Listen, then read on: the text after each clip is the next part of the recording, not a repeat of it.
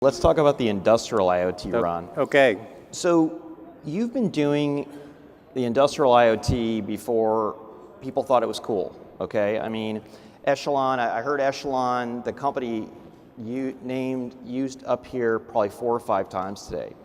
And you know, what separates you from people like me is you're doing it, and I'm reporting it and forecasting it. So with that said, you know, I put up a lot of barriers to the industrial IoT, but you know, what I wanted to ask you from your point of view is what is it going to take to get this market jump started? I mean, we saw case studies of people actually doing it up there. Companies are actually doing it, but what is it going to take to get that hockey stick as a market moving up? Yeah. Well, the good news is I'm glad people have heard of the IoT now and it's hot, because we've been waiting 25 years for it to be a household name. And in fact, my wife the other day was on 101 and she saw a billboard for the Internet of Things. So we have arrived in this industry. But you know, it's interesting, all the themes that we've talked about this morning have been ones that Echelon has had to address over the years. So first of all, reliability and scalability. We focused on the industrial market because that's where the money was, and in many respects, that's where the money still is. There's a lot of hype and sex about the kind of consumer market.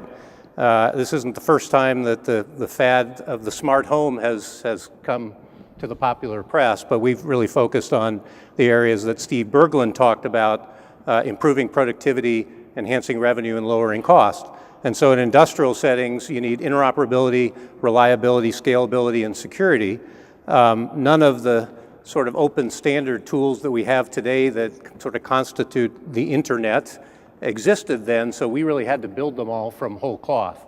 But it is these problems that have to be solved, you know, more generically for this industry to continue to jumpstart. So as you know, these sexy new consumer devices come in and people are probably making some of the same mistakes that the industrial IoT had made years before, how can you explain the difference between the application foundations between the industrial and the human Internet of Things? What's different about the apps that your customers do, let's say, versus a Nest?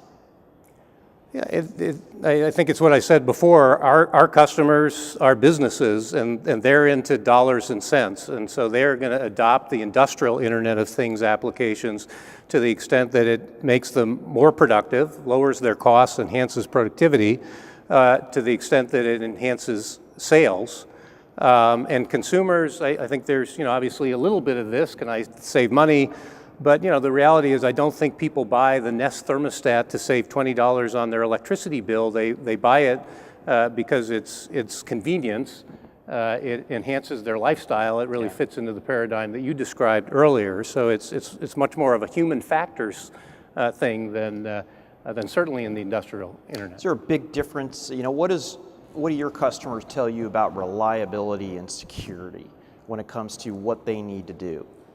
Well, reliability in industrial applications is absolutely paramount. I think the GE example was a good one in the case of a jet engine, although the jet engine is just passing telemetry back and forth.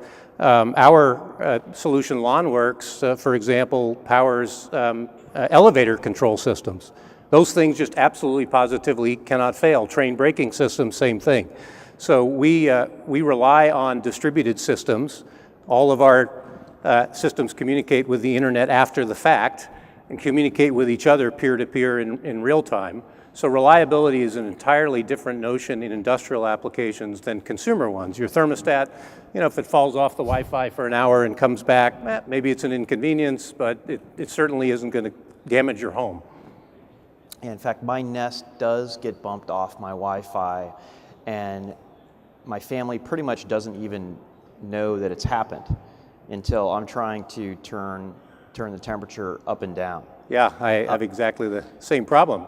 Ron, how about security? So you talked about reliability. Tell me, maybe, you know, dive a little bit deeper on, you know, how your customers look at security in the industrial IoT. Exactly the same. It's part and parcel of reliability. If these critical systems get hacked, it can mean life and limb. And up until fairly recently, I joked in the press that a conventional wisdom was, if you want the system to be secure, don't connect it to the internet. Have it be an autonomous, self-controlled system or self-contained system. Now, obviously, that will become increasingly impractical because of the benefits of connecting to the internet. But until we have absolutely rock-solid security and people use it, this is the other factoid I'm sure all of you know, the target breach of all these credit cards numbers actually came through the building automation system. Someone got into the building automation system and went into the target credit card databases. It wasn't our building automation system, but the reality was, of course, people asking, so is that building automation system insecure? Well, we don't know because the security wasn't enabled in that particular building automation system. And that's, probably problem number one is people aren't aware enough of the security requirements. So what specifically is Echelon doing around security and reliability? You mentioned LawnWorks, but what else are you doing to really maximize reliability and security? Well, we are adopting the latest and greatest internet standards. We're implementing sort of the human factors of our system so that security isn't optional to address the target issue, and then being very careful about the intersections between the autonomous control systems that we rely on and the rest of the internet. So the gateways that we use need to be especially secure. Okay, excellent. So what are the biggest buzzwords, whether it's in IoT or even enterprise IT, is the consumerization of IT. Now, are you starting to see that in your area, things that you work on? Well, I don't know that people are going to bring in iPads to control elevators or train braking systems or the electricity grid, but we definitely see consumer-oriented techniques being used to bring products to market faster. So, for example, some of our customers are starting to prototype their industrial products and applications using a Raspberry Pi. So we just introduced a version of our embedded protocol stack for the Raspberry Pi, which can cut in half the time it takes to get a product to market for an industrial customer. So there are certainly techniques, product cycles are shortening, but remember in the industrial and commercial segments, product cycles, adoption cycles are 5 years and life cycles are 20 years. So things happen, much more deliberately and slowly in commercial and industrial applications. So in other words, people aren't trying to bring in Nests and Sonoses into an industrial type environment to be able to do these types of control things that are just so easy. Yeah, a restaurant maybe, but any heavy-duty industrial application, anything that Steve Berglund talked about this morning with Trimble probably isn't going to be done with a consumer device. I sense there is a little bit of pressure when consumers see this beautiful UI that they can buy at a Lowe's or at a Best Buy, and then they go and they look at a lot of the industrial equipment, which quite frankly has been, it looks dated, it looks boring, it looks dated. Maybe boring's good in this market, but have you seen any changes in the UI requirements in your sector? Absolutely, and just to be clear, my commentary is really about the embedded systems that go into the HVAC system here and the lighting system and so on. That will evolve over time and all these issues of reliability, scalability, and security. But the data that comes off of these systems and the human factors used to commission and control these systems are changing very dramatically, have to change very dramatically. It's frankly arcane the way these systems are managed and implemented today, and that's probably the fastest moving part of the industrial IoT. So is Echelon going to bring in Apple's Johnny Ive to help out a little bit? He may be a little pricey for us, but the next Johnny Ive, if they're in the audience, please come see me afterwards. Excellent. So it looks like we got 2 minutes left. I just saw that. Okay. Yeah, the fire was in my eyes there. Yeah. There's a guy sweating bullets down. Don't worry. I know. It's okay. Lunchtime. I was exactly on 15 minutes, by the way. I nailed it. I'm good. 2 minutes. So, Ron, what's next in terms of the next frontier for Echelon? I'm going to give you a chance to, for people who may not be aware of Echelon, what are you guys working on? What are you thinking about? Yep.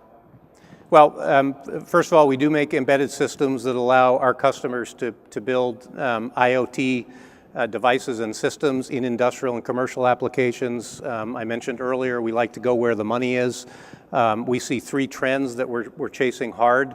One of them is the smart grid, which I know is kind of overused and has gone through a little bit of trough in the marketplace, but there are mandates out there. The grid is, particularly the edge of the grid, is reaching a critical point in terms of the amount of renewables that are coming onto the edge of the grid, the electric vehicle chargers and so on. So we believe over the next 5 years that there will be a massive investment in modernizing the edge of the grid. So we're very focused on that. We're very focused, and thank you, Menko from Zucato, on this transition from analog lighting to solid-state lighting. There are 8 billion light bulbs in commercial industrial applications. There's probably 20 billion light bulbs in the entire world. This is going to be the fastest transition from one technology to another, and it'll make the cell phone adoption rate look anemic. Those solid-state lights will come with controls. Controls will be demanded for them. So that's a market we're excited about. And then we're excited about the convergence of all these various stovepipes of protocols that have been talked about previously, legacy protocols, brownfield protocols. These things are going to come together in buildings and factories over time, and we're building products for those as well. So that's where we see the money in the industrial and commercial segments for our company. Well, that's great. So, been watching you guys for a while. I think what you guys are doing is really, really cool. But I think the coolest thing is that I think we're finally getting to a point where we're about to hit that ramp. And Ron, I wish you guys luck at Echelon, and it's been a pleasure. Great. Thanks. Thank you, Patrick. Appreciate it.